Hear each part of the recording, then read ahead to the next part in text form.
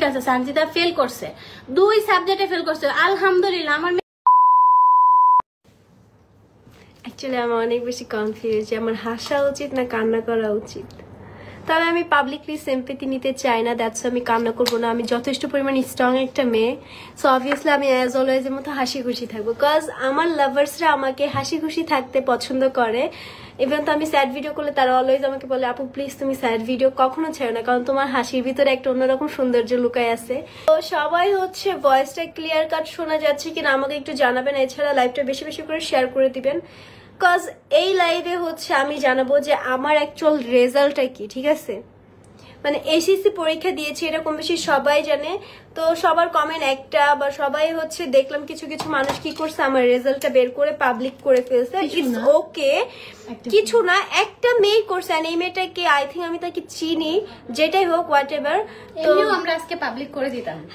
অবশ্যই আমি সবসময় প্রাউডলি বলতাম আমার রেজাল্ট, আমি আমার মেয়ে পাস করুক ফেল করুক যাই করুক আমি সব মেয়ের পক্ষে আছি।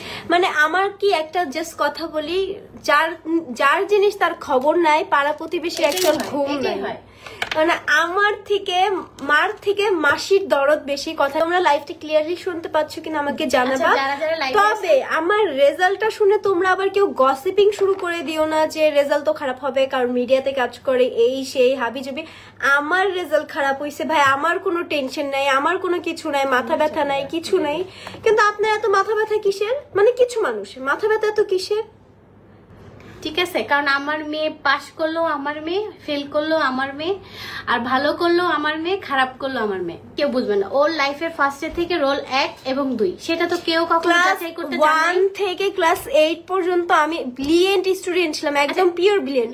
আচ্ছা আমার কথা, যে আমার ইয়াটা পাবলিক করছে, কি রেজাল্টটা পাবলিক করছে, সে কেন আমার ক্লাস 5 এর রেজাল্টটা পাবলিক করলো না? সে যদি ওই রেজাল্টটা দেখতো সে আই থিঙ্ক মাথা ঘুরে টাসকি খেয়ে পড়ে যেত। আর আপু তোমার রেজাল্টটা কি ছিল যে তুমি আমার রেজাল্টটা পাবলিক করছো? আচ্ছা পাবলিক করছে ভালো কথা, আমি নিজেও রেজাল্টটা পাবলিক করতাম, আমার প্ল্যান ছিল। কজ আমি সবাইকে বলছি যে আমার লাইভ, আমি সবাইকে হচ্ছে এটা বলছি যে হচ্ছে আমার ব্লগ যে করছে, আমার পরীক্ষার টাইমে ব্লগ করছে, ইটস মিন অবশ্যই আমি আমার রেজাল্টটা পাবলিক করতাম, তাই না? ক্লাস 9 এ যখন ও ভর্তি হয় তখন কিন্তু একটা অ্যাক্সিডেন্ট করে, সেই সময় তোমরা কই ছিলা? তখন কেউ ছিল না খবর নেওয়ার। আচ্ছা যাই হোক, ও যে একটা অ্যাক্সিডেন্ট করে সব এক্স-রে রিপোর্ট সব আমার কাছে আছে। ওর মেরুদণ্ডের হাড়টা একদম লাস্টের যে হাড়টা ওটা সরে গেছে, 2টা হাড়। ঠিক আছে, 2টা হাড় সরে যাওয়ার পর ওর সম্পূর্ণ 6 মাস বেড রেস্টে ছিল।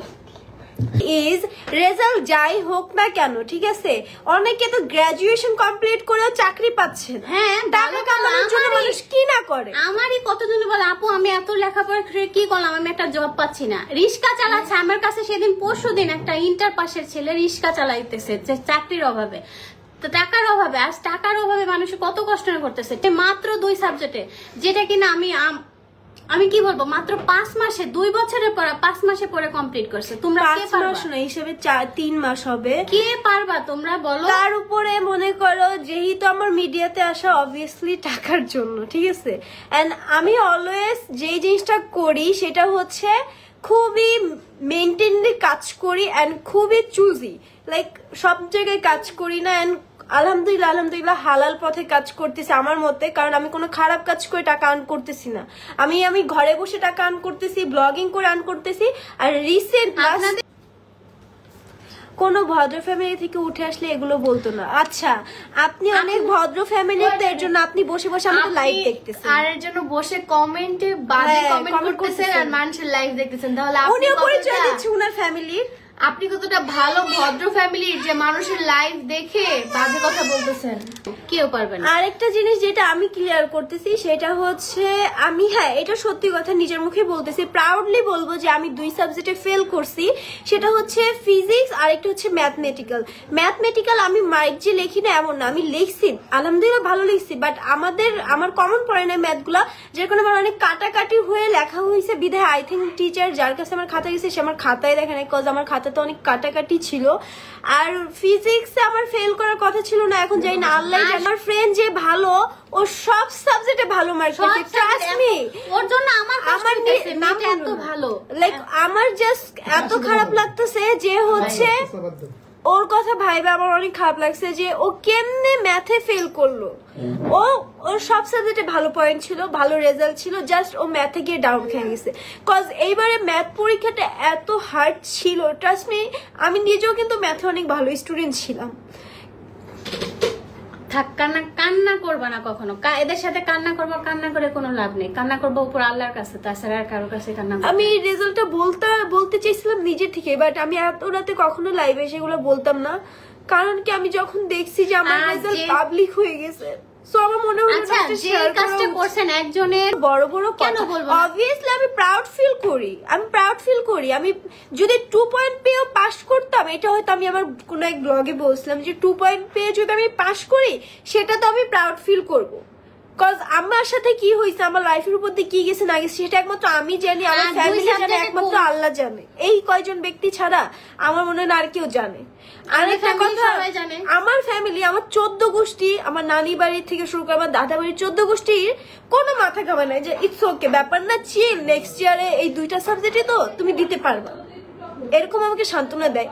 ফেল করছি অনেক বড় কিছু, তবে আমার একটাই আফসোস ছিল যে হচ্ছে মানে আমার পাশে যে বসা, ও আমারটাই লিখছে, ট্রাস্ট মি, আমি যা ও তাই লিখছে, ও যা আমি তাই লিখছি, কিন্তু ও পাস করছে আমি করিনি। তার আইডিতে একটা কমেন্টই সানজিদাপুর রেজাল্ট কি, সো আমি ভাবলাম স্টোরি দিলে আর অত মানুষ দেখবে না, তাছাড়া আমার আবার ফেসবুক পেজ আর কি 2 দিন ধরে নাই, আমার ফেসবুক না কখনোই, কারণ এটা তেমন কিছু না, এটা জাস্ট একটা পড়ালেখা ছাড়াও আপনার লাইফে শুধু পড়ালেখার জন্য দাম না, ঠিক আছে, আপনার লাইফের নিজেরও একটা দাম বলতে কিছু আছে, তাই না? লাইফটাকে কখনো কোনোভাবে কোনো কিছু করে ফেলবেন না, পাস করেন ফেল করেন, মানে আর কি আমি যতটুকু শুনছি যে ফেল করলে অনেক কিছু করে বসে, বাট এটা করা একদমই ঠিক না।